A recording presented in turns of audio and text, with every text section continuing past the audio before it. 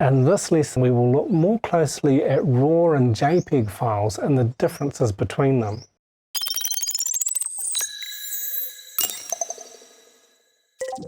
RAW files contain all of the data that your camera captures when you take a photograph.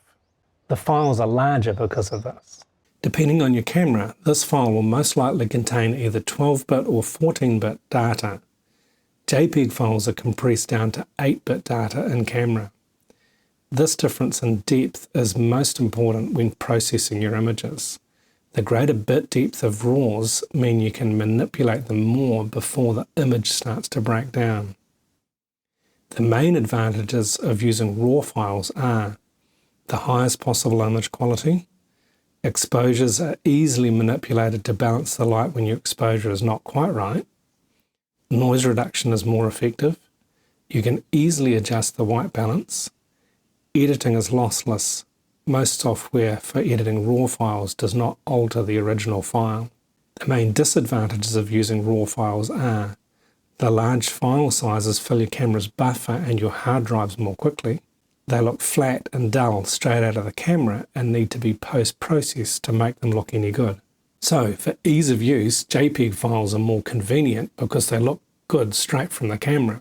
RAW files need to be post-processed, so this is an added step. Learning to post-process your photos takes time, and you need photo manipulation software or an app to do the job. Now, there's a number of really good apps which are less complicated and easier to use than the more comprehensive software like Photoshop and Lightroom. If you choose to save your images as JPEGs, one of the biggest advantages is the time that you'll save. Your camera will apply a set of adjustments universally each time it saves a JPEG. You can preset these through your camera's menu.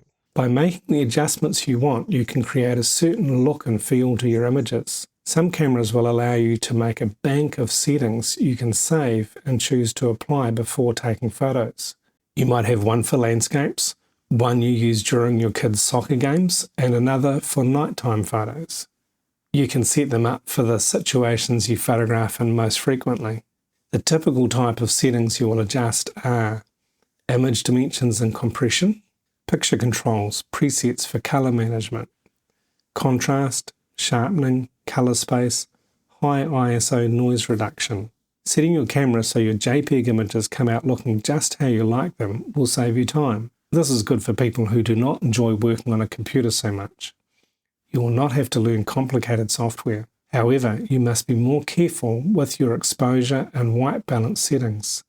JPEG files are a lot less forgiving when you make a mistake. By controlling your camera settings, you can get your JPEG files looking the way you want them to.